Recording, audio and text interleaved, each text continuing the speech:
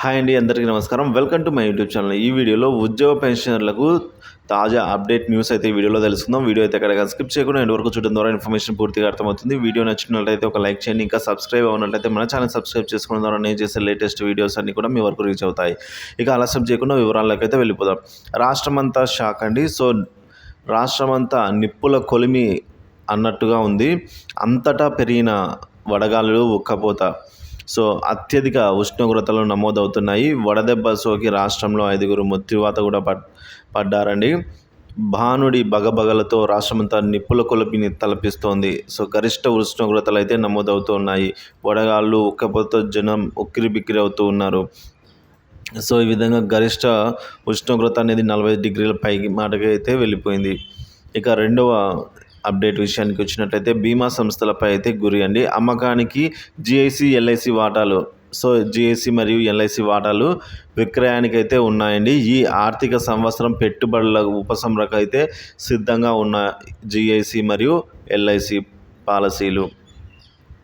ఇక మరొక అప్డేటు, 1వ తరగతి కనీసం వయసు 6 ఏళ్ళు పై వివరణ ఇవ్వండి అని అయితే అంటున్నారు. కేంద్ర రాష్ట్ర ప్రభుత్వాలకు హైకోర్టు నోటీసులు జారీ చేసింది. 1వ తరగతికి కనీస వయసు 6 ఏళ్ళు ఉండాలంటూ జారీ చేసిన ఉత్తర్వులపై విచారణ ఇవ్వాలి అంటూ అయితే కేంద్ర రాష్ట్ర ప్రభుత్వాలకు హైకోర్టు నోటీసులు జారీ చేసిందండి.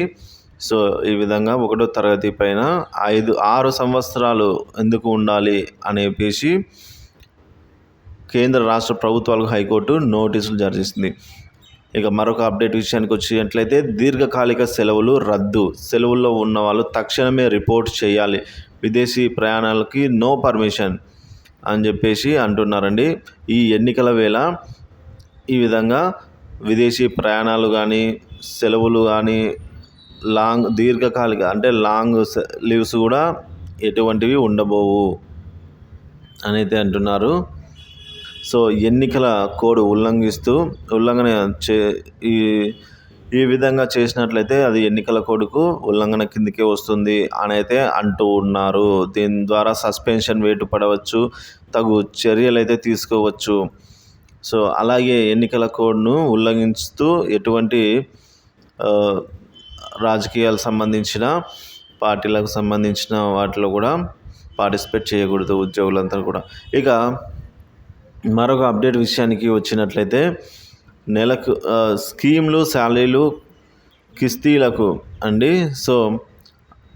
66,507 కోట్లు 120 రోజుల్లోనే ఖర్చు చేసినట్లు వెల్లడించిన రాష్ట్ర సర్కార్. రాష్ట్ర ప్రభుత్వం డిసెంబర్ నుంచి ఏప్రిల్ 15 వరకు ముఖ్యమైన స్కీమ్స్, శాలరీస్, అప్పుల కోసం అయితే 66,500 కోట్ల రూపాయలను ఖర్చు చేసింది. గత ప్రభుత్వం మొదలుపెట్టిన పథకాలు అయినప్పటికీ దేనిలోనూ పెండింగ్ పెట్టలేదు.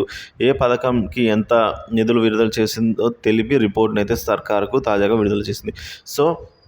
ముందు ఉన్న పెండింగ్ బకాయిలు అయితేనేమి, ఉద్యోగులకు సంబంధించిన శాలరీ అయితే ఏవి కూడా పెండింగ్ పెట్టకుండా ఈ 120 డేస్లోనే, కొత్త ప్రభుత్వం ఏర్పడిన ఈ 120 డేస్లోనే 66,507 కోట్ల రూపాయల ఖర్చు అయినట్లుగా మనకైతే సమాచారం అందింది.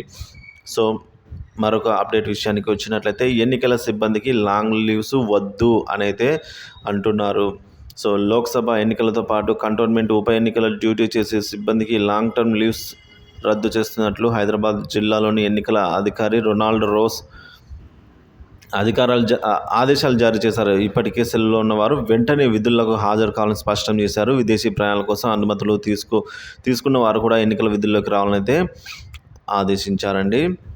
మరొక అప్డేట్ విషయానికి వచ్చినట్లయితే 1,500 కోట్ల రుణాలకి బాండ్ల వేలం. తెలంగాణ రాష్ట్ర ప్రభుత్వం 1,500 కోట్ల రుణం సేకరణ నిమిత్తం బాండ్ల వేలం అయితే వేయినట్లు రిజర్వ్ బ్యాంకుకు శుక్రవారం ఉపగ్రహ ద్వారా అయితే తెలిపింది. ఈ నెల 23న వీటిని వేలం వేయినట్లు వివరించింది. మొత్తం 5 రాష్ట్రాలకు గాను 12,000 కోట్ల రుణాల వేల కోసం వేస్తూ ఉన్నారు. వీటిలో తమిళనాడుకు 4,000, ఏపీకి 3,000 కోట్ల రూపాయలు కూడా అయితే ఉన్నాయి. తెలంగాణకు 1,500 కోట్లు. వీటితో అయినా ఇక 10 మెమోలపై అయితే పర్మిషన్ నెంబర్ అండి. ఈ ఏడాది నుంచి 11 అంకెల యూనిక్ నెంబర్ ముద్రణ. వారంలో ఫలితాలు అయితే విడుదల. SSC board 10th class memo permission number.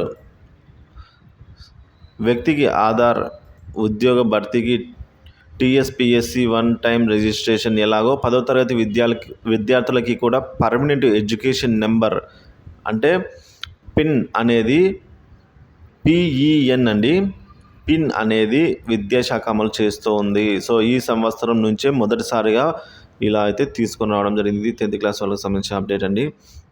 ఇక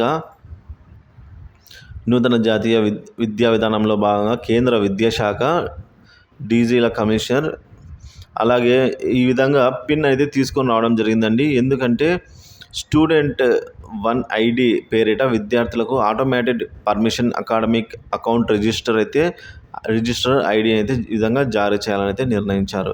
ఇదండి ఇప్పటివరకు ఉన్న తాజా సమాచారము. అలాగే పాలిటెక్నిక్ లెక్చరర్ల జీఆర్ జాబితా అయితే విడుదల చేశారండి. రాష్ట్రంలోని ప్రభుత్వ జూనియర్ కాలేజీ పాలిటెక్నిక్ లెక్చరర్ల నియామక ఫలితాలు అయితే శుక్రవారం నాడు విడుదలయ్యాయి. జనరల్ ర్యాంకింగ్ జీఆర్ జాబితాను అయితే టీఎస్పీఎస్సీ వెబ్సైట్లో పొందుపరిచారు. అర్హులైన అభ్యర్థులకు త్వరలోనే సర్టిఫికేట్ల పరిశీలన చేపడతామని, ఆ మేరకు త్వరలోనే తేదీలు ఖరారు చేస్తామని అయితే టీఎస్పీఎస్సీ కార్యదర్శి నవీన్ నికోలా తెలిపారు.